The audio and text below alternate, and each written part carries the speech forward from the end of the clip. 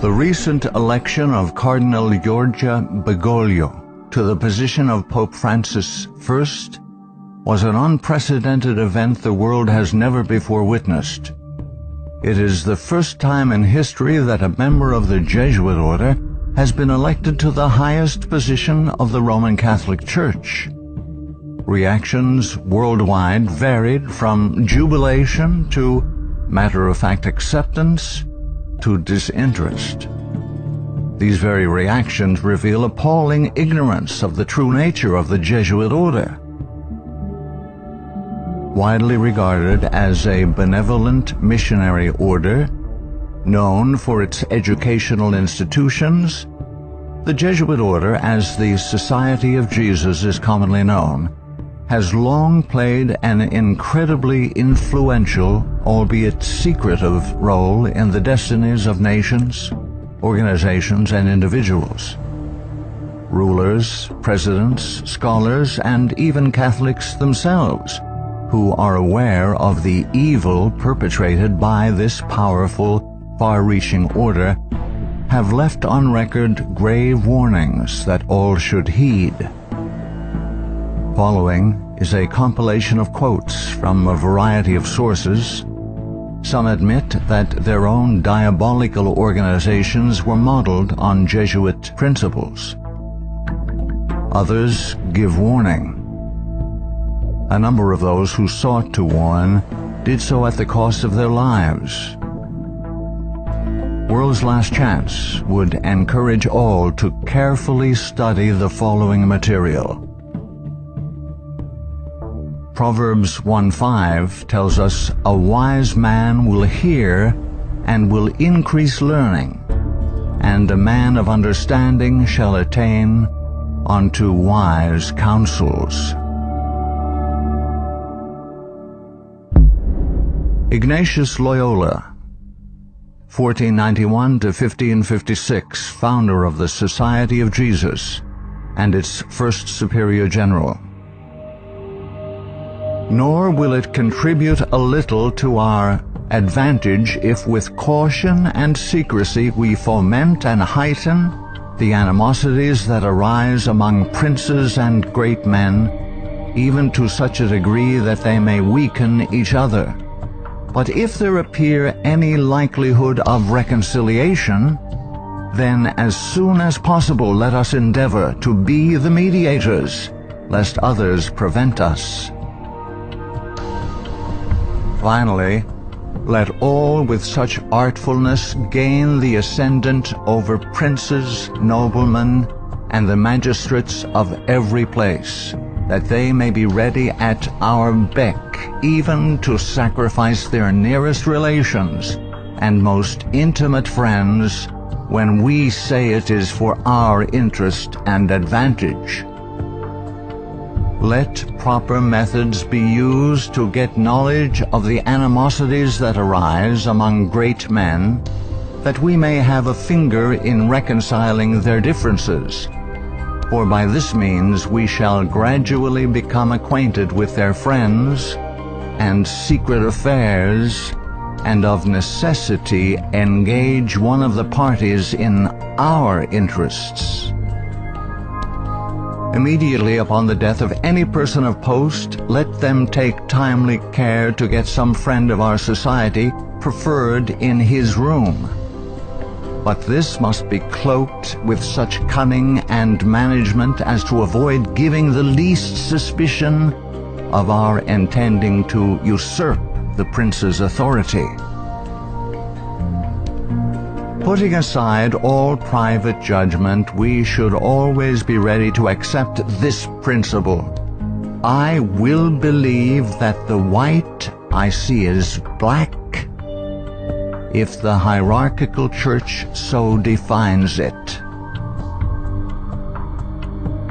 Princes and persons of distinction everywhere must, by all means, be so managed that we may have their ear, and that will easily secure their hearts, by which way of proceeding all persons will become our creatures, and no one will dare to give the society the least disquiet or opposition. Finally, the society must endeavor to effect this at least, that having gotten the favor and authority of princes, those who do not love them at least fear them. Paolo Sarpi, 1552 to 1623, a Venetian patriot, scholar, scientist, and church reformer. They are a public plague, and the plague of the world. From the Jesuit colleges there never is sent a pupil obedient to his father, devoted to his country, loyal to his prince. Every species of vice finds its patronage in them.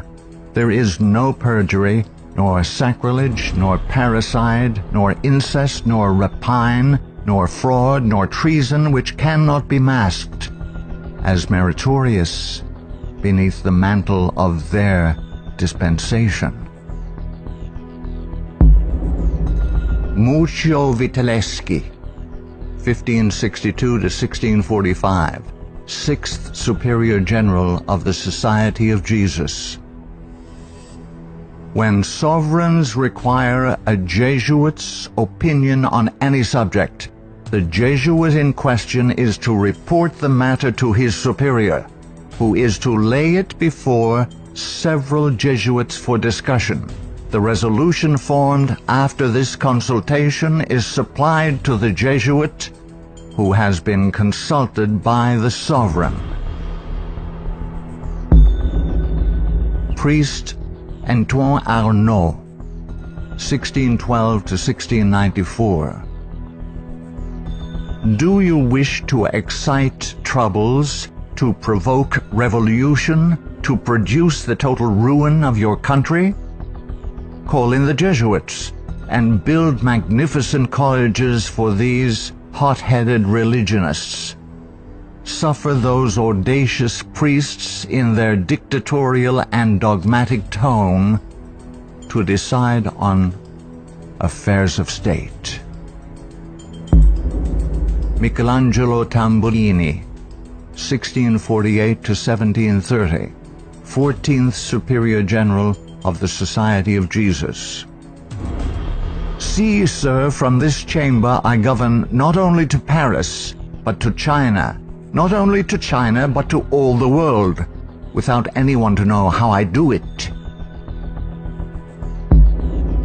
Pope Clement XIV, 1705 to 1774.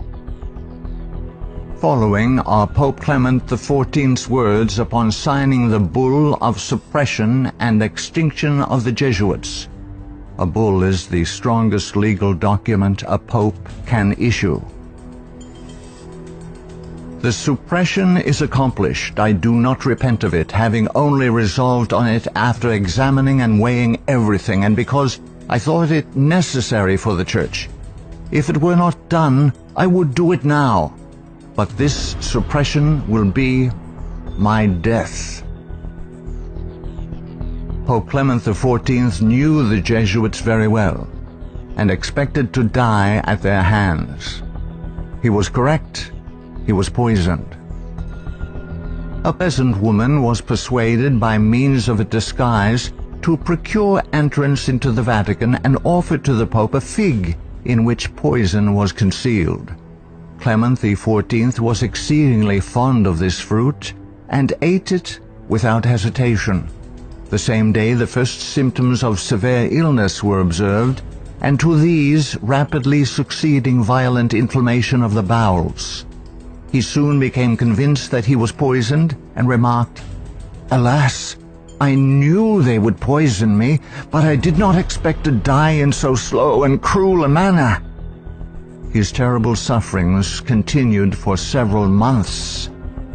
When he died, the poor victim, said Comenon, of the execrable Jesuits to which the Bishop of Pistoia, Scipio di Ricci, the nephew and heir of Jesuit General Ricci, fully agreed. Pope Pius VII, the Pope who restored the Society of Jesus. Soon after Pope Pius VII was released from Napoleon's prison in 1814, he quickly restored the Society of Jesus with the papal bull Sollicitudo Omnium Ecclesiarum. If any should again attempt to abolish it, the Society of Jesus, he would incur the indignation of Almighty God and of the holy apostles Peter and Paul. John Adams, 1735–1826, second President of the United States of America. In 1816, John Adams wrote to Thomas Jefferson, third President of the United States, regarding the restoration of the Society of Jesus. My history of the Jesuits is not eloquently written, but it is supported by unquestionable authorities, is very particular and very horrible. Their restoration is indeed a step toward darkness, cruelty, perfidy, despotism, death. I do not like the appearance of the Jesuits. If ever there were a body of men who merited eternal damnation on earth and in hell, it is this Society of Loyolas. Shall we not have regular swarms of them here, in as many disguises as only a king of the gypsies can assume, dressed as painters, publishers, writers, and schoolmasters? If ever there was a body of men who merited eternal damnation on earth and in hell, it is this Society of Loyolas. We are compelled by our system to offer them asylum. Napoleon Bonaparte, 1769–1821, Emperor of the French. The Jesuits are a military organization, not a religious order. Their chief is a general of an army, not the mere father abbot of a monastery. And the aim of this organization is power. Power in its most despotic exercise. Absolute power, universal power, power to control the world by the volition of a single man. Jesuitism is the most absolute of despotisms, and at the same time the greatest and most enormous of abuses. The general of the Jesuits insists on being master sovereign over the sovereign. Wherever the Jesuits are admitted, they will be masters, cost what it may. Their society is by nature dictatorial, and therefore it is the irreconcilable enemy of all constituted authority. Every act, every crime, however atrocious, is a meritorious work, if committed for the interest of the Society of the Jesuits or by the order of the general. Adam Weishaupt, 1748–1830, a Jesuit German philosopher and founder of the Order of the Illuminati. The degree of power to which the representatives of the Society of Jesus had been able to attain in Bavaria was all but absolute. Members of the order were the confessors and preceptors of the electors, hence they had a direct influence upon the policies of government. The censorship of religion had fallen into their eager hands, to the extent that some of the parishes even were compelled to recognize their authority and power. To exterminate all Protestant influence and to render the Catholic establishment complete, they had taken possession of the instruments of public education. It was by Jesuits that the majority of the Bavarian colleges were founded, and by them they were controlled. By them also the secondary schools of the country were conducted. The Marquis de Lafayette, 1757–1834, a French statesman and general. It is my opinion that if the liberties of this country, the United States of America, are destroyed, it will be by the subtlety of the Roman Catholic Jesuit priests, for they are the most crafty, dangerous enemies to civil and religious liberty. They have instigated most of the wars of Europe. Friedrich von Hardenberg, 1772 to 1801, German philosopher. Never before in the course of the world's history had such a society, that is, the Jesuit order, appeared. The old Roman Senate itself did not lay schemes for world domination with greater certainty of success. André-Marie Jean-Jacques Dupin, 1783 to 1865, a French statesman. The Jesuits are a naked sword whose hilt is at Rome, but its blade is everywhere, invisible until its stroke is felt. Samuel Morse, 1791 to 1872, American inventor of the telegraph. They are Jesuits. This society of men, after exerting their tyranny for upwards of 200 years, at length became so formidable to the world, threatening the entire subversion of all social order, that even the Pope, whose devoted subjects they are, and must be, by the vow of their society, was compelled to dissolve them. They had not been suppressed, however, for 50 years before the waning influence of popery and despotism required their useful labors to resist the light of democratic liberty, and the Pope, Pius VII, simultaneously with the formation of the Holy Alliance, revived the order of the Jesuits in all their houri. From their vow of unqualified submission to the sovereign pontiff, they have been appropriately called the Pope's bodyguard. And do Americans need to be told what Jesuits are? They are a secret society, a sort of Masonic order, with super-added features of revolting odiousness, and 1,000 times more dangerous. They are not merely priests or of one religious creed. They are merchants and lawyers and editors and men of any profession having no outward badge in this country by which to be recognized. They are about in all your society. They can assume any character, that of angels of light or ministers of darkness, to accomplish their one great end, the service upon which they are sent, whatever that service may be. They are all educated men, prepared and sworn to start at any moment and in any direction, and for any service, commanded by the general of their order, bound to no family, community, or country by the ordinary ties which bind men, and sold for life to the cause of the Roman pontiff. And who are these agents? They are for the most part Jesuits, an ecclesiastical order proverbial through the world for cunning, duplicity, and total want of moral principle, an order so skilled in all the arts of deception that even in Catholic countries, in Italy itself, it became intolerable and the people required its suppression. Orestes Augustus Brownson, 1803 to 1876, New England intellectual and activist, preacher, labor organizer, and noted Catholic convert and writer. Undoubtedly, it is the intention of the Pope to possess this country, America. In this intention, he is aided by the Jesuits and all the Catholic prelates and priests. If the Catholic Church becomes predominant here, Protestants will all be exterminated.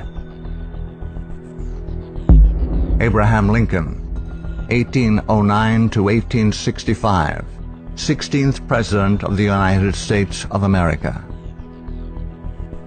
This war, the American Civil War, 1860 to 1865, would never have been possible without the sinister influence of the Jesuits. We owe it to popery that we now see our land reddened with the blood of her noblest sons. Though there were great differences of opinion between the South and North on the question of slavery, neither Jeff Davis nor any one of the leading men of the Confederacy would have dared to attack the North had they not relied on the promise of the Jesuits, that under the mask of democracy, the money and the arms of the Roman Catholics, even the arms of France, were at their disposal if they would attack us. The Protestants of both the North and South would surely unite to exterminate the priests and the Jesuits if they could learn how the priests and nuns and the monks which daily land on our shores under the pretext of preaching their religion are nothing else but the emissaries of the Pope, of Napoleon III, and the other despots of Europe to undermine our institutions, alienate the hearts of our people from our Constitution and our laws, destroy our schools, and prepare a reign of anarchy here as they have done in Ireland, in Mexico, in Spain, and wherever there are any people who want to be free.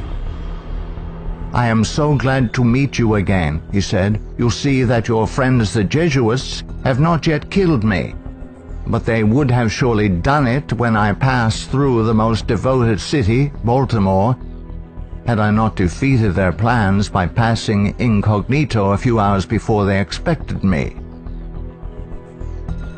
New projects of assassination are detected almost every day, accompanied with such savage circumstances that they bring to my memory the massacre of St. Bartholomew and the gunpowder plot. We feel, at their investigation, that they come from the same masters in the art of murder, the Jesuits. So many plots have already been made against my life that it is a real miracle that they have all failed when we consider that the great majority of them were in the hands of skillful Roman Catholic murderers evidently trained by the Jesuits. I know that Jesuits never forget nor forsake, but man must not care how and where he dies, provided he dies at the post of honor and duty. Charles Chiniquet, 1809 to 1899, Canadian ex-Catholic priest. From that the Catholic priests with the most admirable ability and success have gathered their Irish legions into the great cities of the United States, and the American people must be very blind indeed if they do not see that if they do nothing to prevent it, the day is very near when the Jesuits will rule their country, from the magnificent White House at Washington to the humblest civil and military department of this vast republic. Brigadier General Thomas M. Harris, 1817 to 1906, physician and Union General during the Civil War. The organization of the Roman Catholic hierarchy is a complete military despotism of which the Pope is the ostensible head. The Black Pope is the head of the Order of the Jesuits and is called a general. He not only has command of his own order, but directs and controls the general policy of the Roman Catholic Church. He is the power behind the throne and is the real potential head of the hierarchy. There is no independence of thought or of action in its subordinate parts, implicit and unquestioning obedience to the orders of superiors in authority. It is the sworn duty of the priesthood of every grade. It would seem that the Jesuits had had it in mind from the beginning of the war, the American Civil War of 1861 to 1865, to find an occasion for the taking off, that is the assassination, of Mr. Abraham Lincoln. The favorite policy of the Jesuits is that of assassination. Fyodor Dostoevsky, 1821 to 1881, famous Russian novelist. The Jesuits are simply the Roman army for the earthly sovereignty of the world in the future, with the Pontiff of Rome for emperor. That's their ideal. It's simple lust of power, a filthy earthly gain of domination, something like a universal serfdom with them as masters. That's all they stand for. They don't even believe in God, perhaps. Margaret F. Cusick, 1829 to 1899, converted nun of Kenmare. The great idea of the Jesuit has always been a universal spiritual and temporal monarchy in which the Jesuit should reign supreme. England has always been the place desired for the base of operations necessary for this end. Hence the blood, the tears shed, and the schemes undertaken in this country by the Jesuit. He has by no means ended his efforts for the subjugation of the world to Rome through England. When the Jesuit is expelled from one place, he is not slow to find another. France may reject him, not without cause, but England opens her arms to him. Catholic Italy may deprive him of the glories of his once famous home in the Jesuit, but America opens her doors to him. He is the wandering Jew of the Romish Church. He is followed by the execrations of those by whom he was once beloved until they discovered his iniquities. Charles Haddon Spurgeon, 1834 to 1892, British, particular Baptist preacher known as the Prince of Preachers. Our ancient enemies have small belief in our common sense if they imagine that we shall ever be able to trust them, after having so often beheld the depths of Jesuitical cunning and duplicity.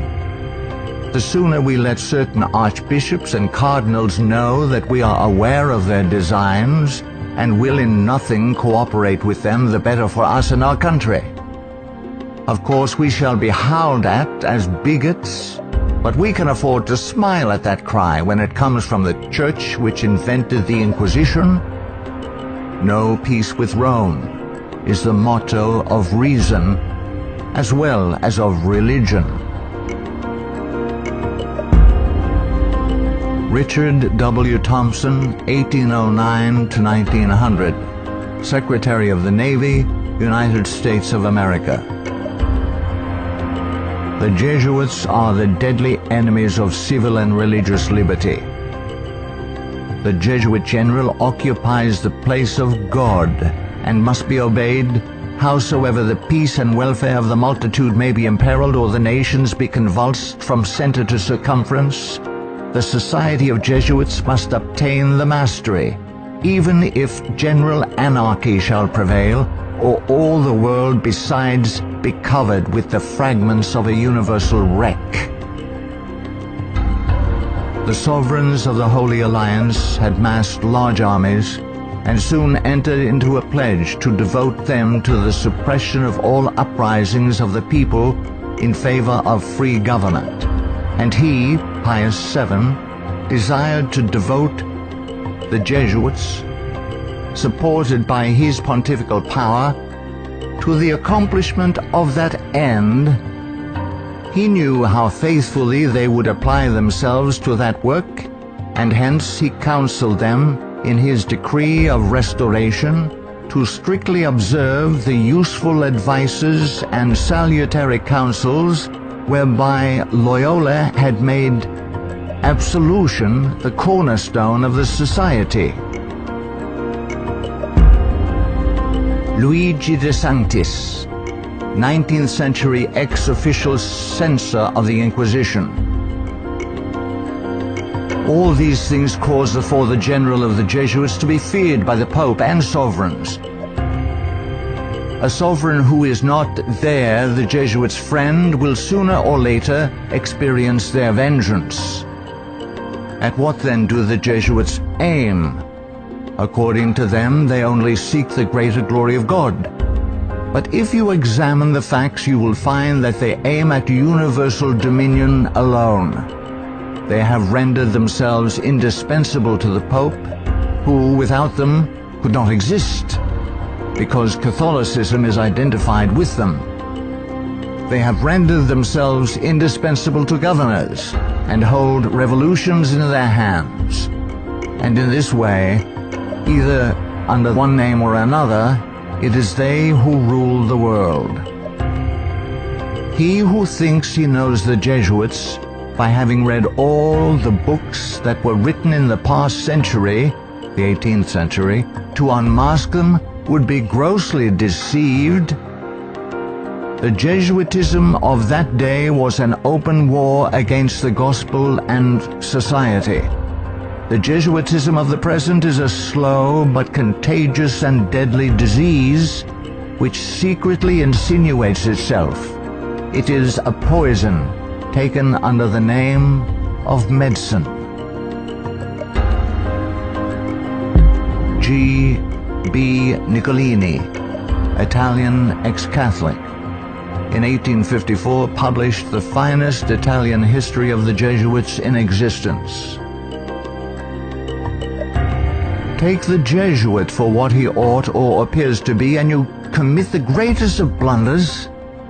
Draw the character after what the Jesuit seems to be in London, you will not recognize your portrait in the Jesuit of Rome. The Jesuit is the man of circumstances. Despotic in Spain, constitutional in England, republican in Paraguay, bigot in Rome, idolater in India. He shall assume and act out in his own person, with admirable flexibility, all those different features by which men are usually to be distinguished from each other. He will accompany the gay women of the world to the theater, and will share in the excesses of the debauchee. With solemn countenance he will take his place by the side of the religious man at church, and he will revel in the tavern with the glutton and the sot. He dresses in all garbs, speaks all languages, knows all customs, is present everywhere, though nowhere recognized, and all this, it should seem, O monstrous blasphemy, for the greater glory of God, ad majorem Dei gloriam. The members of the society are divided into four classes: the professed, coadjutors, scholars, and novices. There is also a secret fifth class, known only to the general and a few faithful Jesuits, which perhaps more than any other contributes to the dreaded and mysterious power of the order. It is composed of laymen of all ranks, from the minister to the humble shoeboy. These are affiliated to the society, but not bound by any vows. They are persons who will make themselves useful. They act as the spies of the order, and serve, often unwittingly, as the tools and accomplices in dark and mysterious crimes.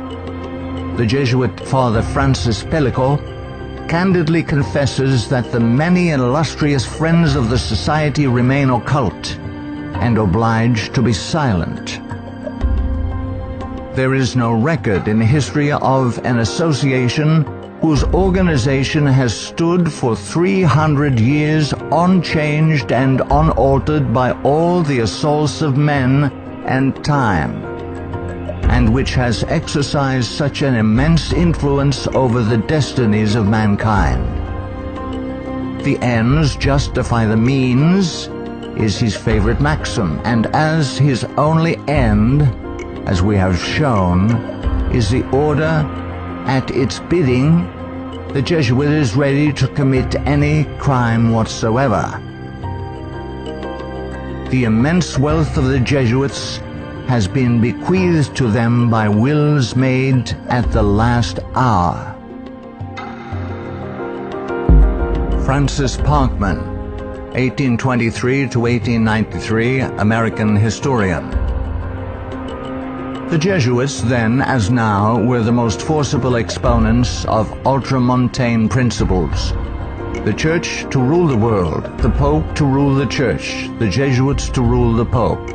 Such was and is the simple program of the Order of Jesus, and to which they have held fast except on a few rare occasions of misunderstanding with the vice-regent of Christ.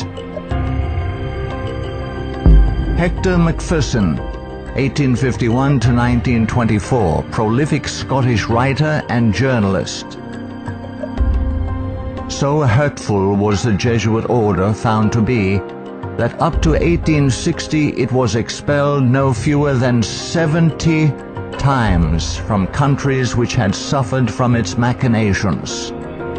In spite of continental warnings, England under Queen Victoria, 1837 to 1901, who opened up communication with the Vatican in 1877 and enabled the order to carry out its Second Irish Massacre, 1845 to 1850, has become a Jesuit dumping ground.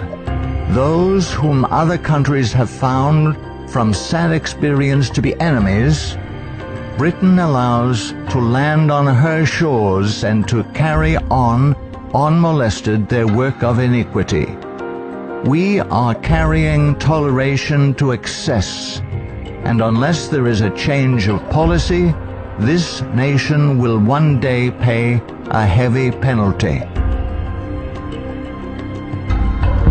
Father Jeremy J. Crowley, 1861 to 1927, American ex-Catholic priest. All through the Middle Ages and the Renaissance period, the popes kept Italy in turmoil and bloodshed for their own family and territorial advantages, and they kept all Europe in turmoil for 2 centuries after the Reformation, in fact, just as long as they could in the wars of religion.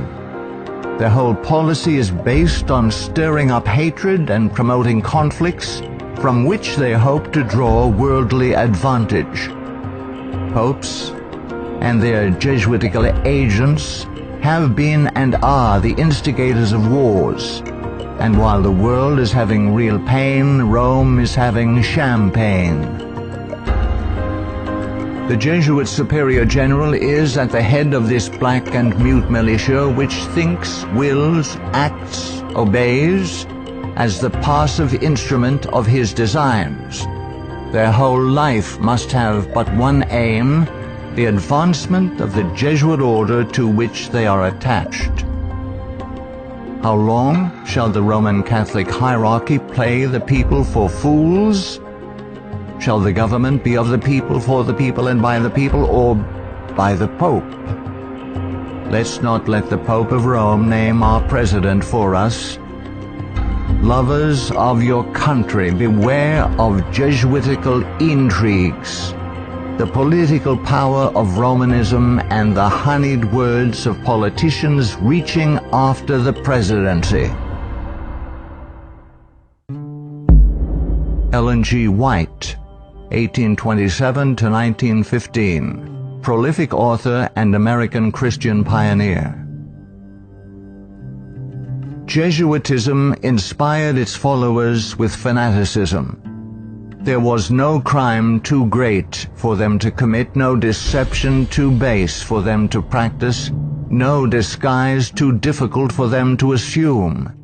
It was a fundamental principle of the order that the end justifies the means. By this code, lying, theft, perjury, assassination were not only pardonable but commendable when they serve the interests of the Church.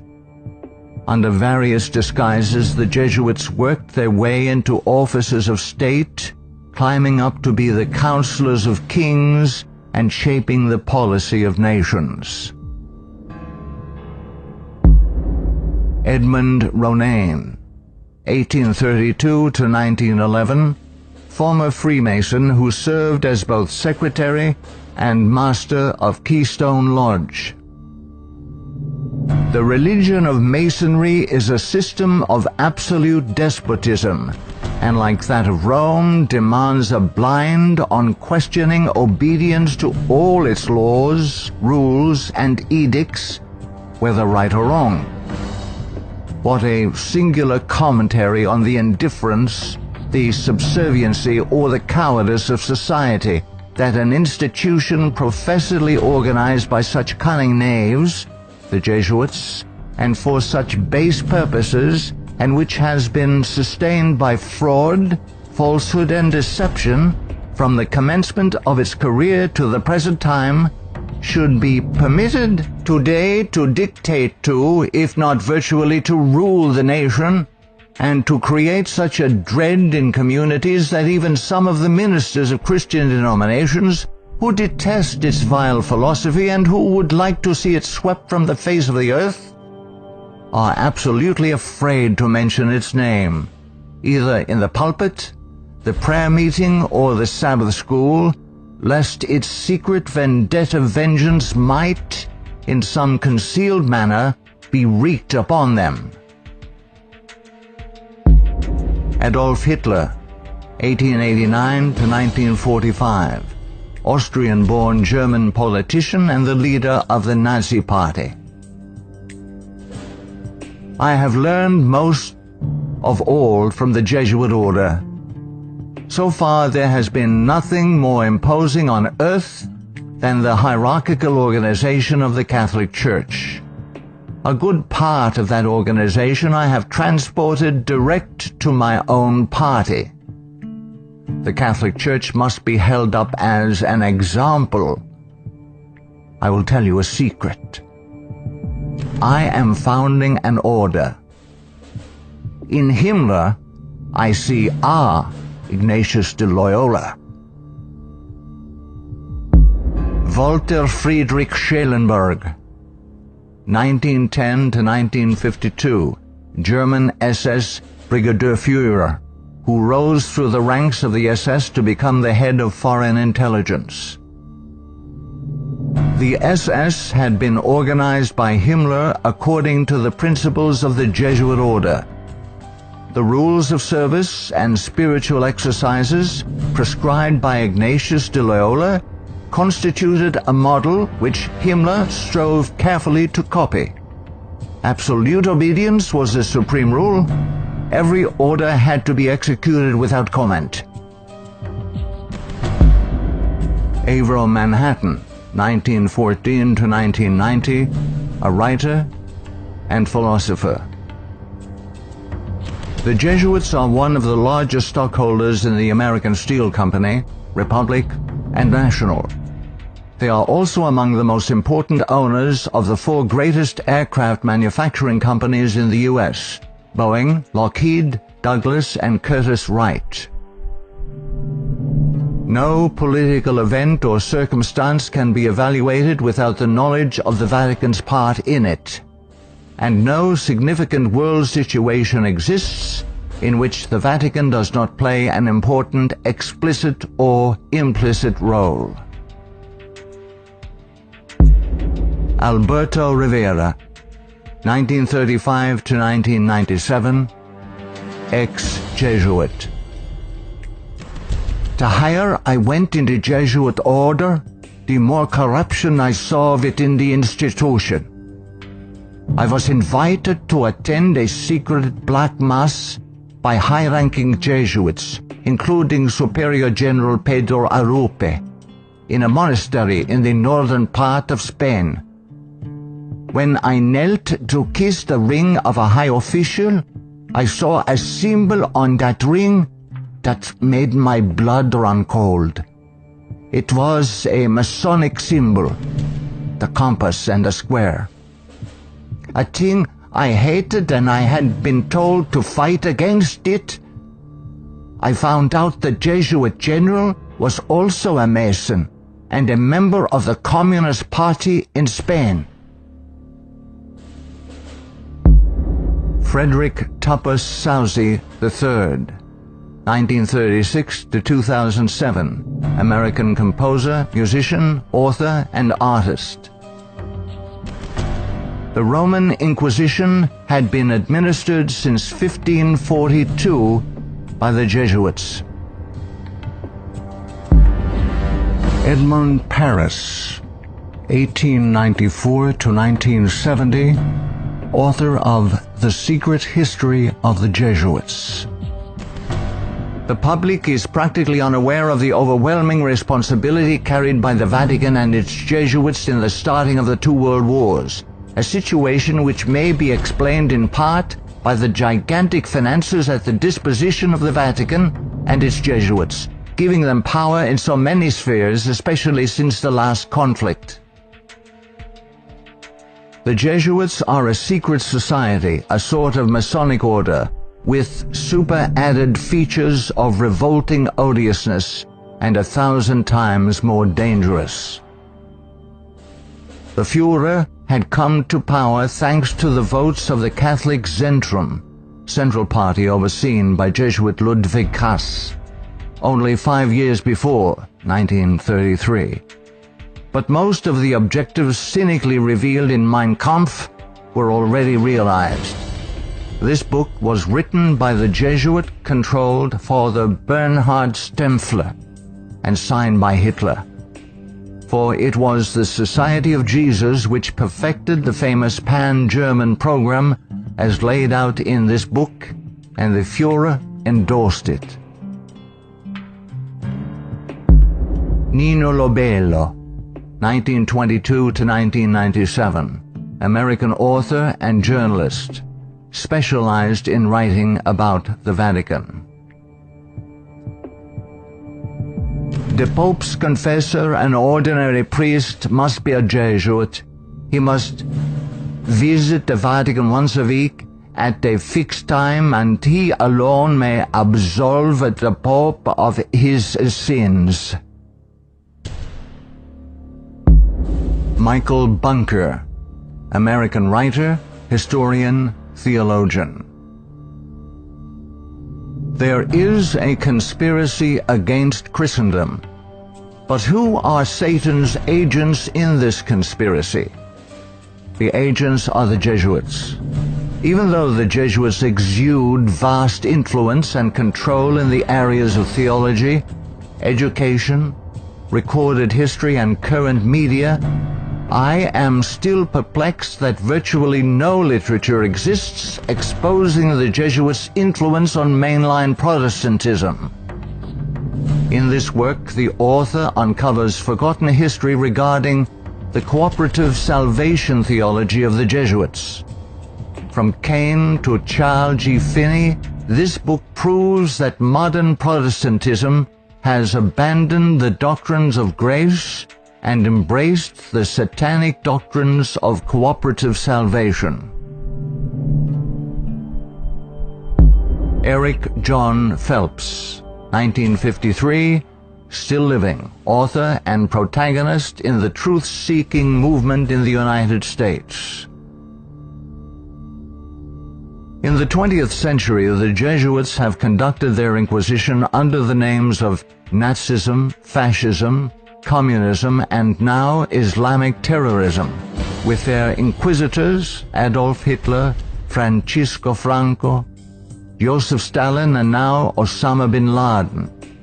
Today, the Black Pope orders his Holy Office of the Inquisition, renamed in 1965 the Sacred Congregation for the Doctrine of the Faith, through his international intelligence community headed by papal knights, including Skull and Bonesman George W. Bush.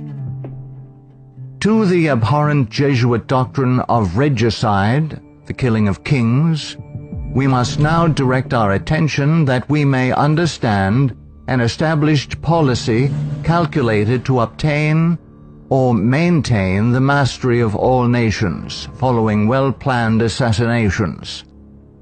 In the past, the order's assassins were either Jesuits, like Jacques Clement, or killers easily connected to the influence of the company, men like John Wilkes Booth.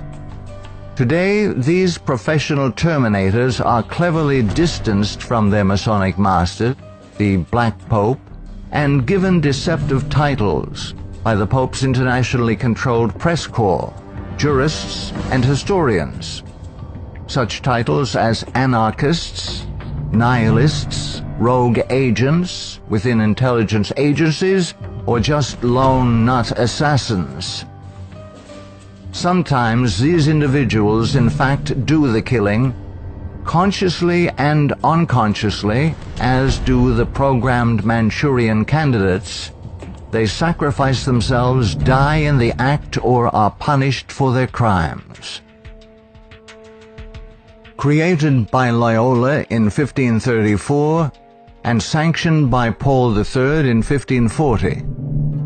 In seeking to destroy the Protestant Reformation and restore the Dark Ages with the White Pope, exercising his temporal power as the universal monarch of the world, authored the 25 sessions of the Council of Trent, 1545 to 1563, and established themselves as the confessors and advisors of the monarchs of Europe, promoting absolute monarchical despotisms through which they ignited monstrous wars, characterized by pitiless massacres of Protestants and innocents, such as the Dutch Revolution, 1568 to 1648, the 30 Years' War, 1618 to 1648, the Puritan Revolution, 1644 to 1653, the 7 Years, French Indian War, 1754 to 1763.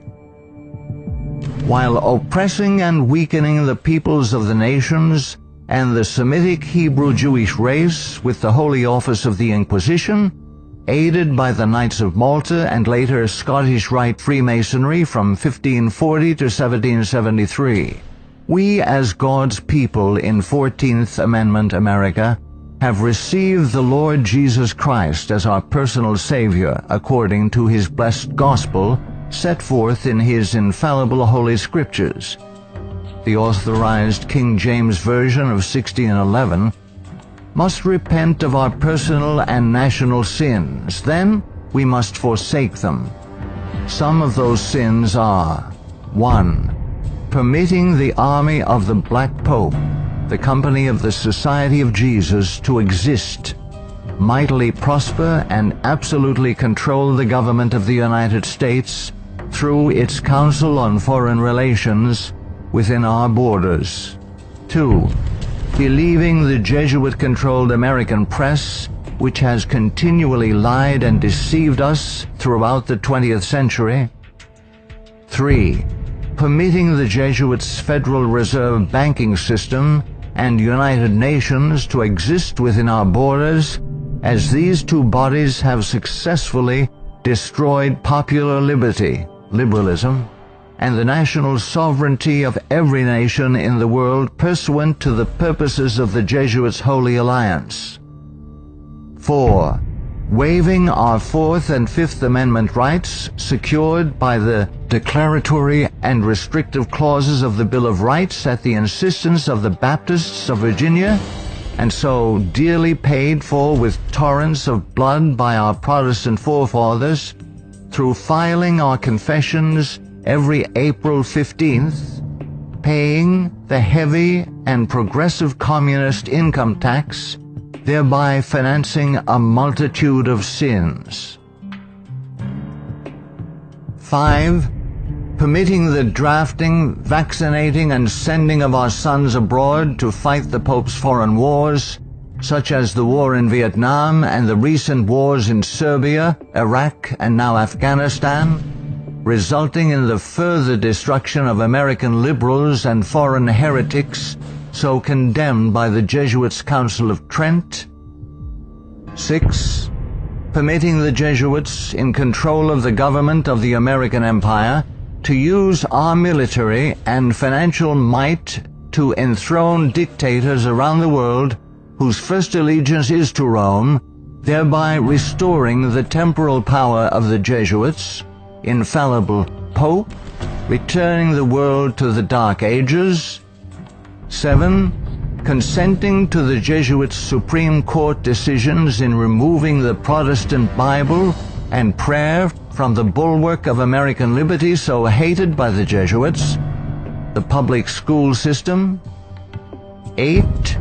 Consenting to the immigration of millions of Roman Catholics and pagan persons of color whose loyalty to the Pope or their own race, religion, and nationality is greater than their loyalty to our Protestant constitution and Republican form of government, thereby creating a multitude of agitations justifying more centralization of power in Washington, D.C., and through amalgamation, the Africanization of the American white Celtic Anglo-Saxon race, being historically the greatest enemy of the Jesuit order, especially its Bible-believing Protestants and Baptists, as intended by the Company of Jesus pursuant to its Jesuit oath.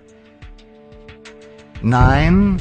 Consenting to the Jesuit Supreme Court's several decisions of forced integration, resulting in the destruction of both the white and black races through amalgamation, as the exchange of viruses, bacteria, and parasites unique to each race creates powerful combinations in the offspring, producing a non-resistant, weak, and sterile population within 5 generations.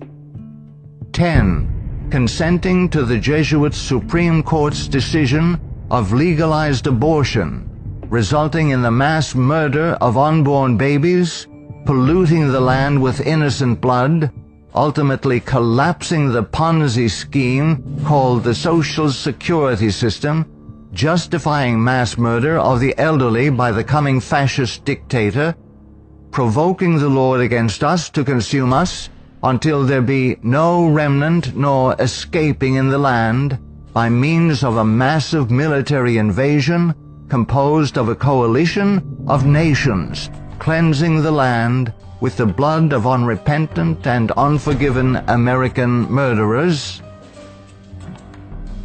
11. Succumbing to race hatred as a result of Jesuit-controlled Masonic agitators such as the White Knights of the Ku Klux Klan and the Black Nation of Islam, justifying the imposition of martial law when the inner-city race wars begin. 12. Sheepishly giving up our real wealth, gold and silver coins in exchange for indulgences, the Jesuits' worthless paper money called Federal Reserve notes, and thereby becoming a nation of overworked, unprincipled, money-hungry thieves.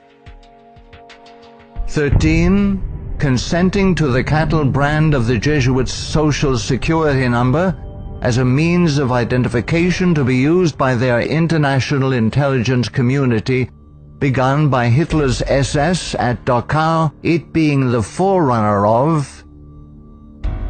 14.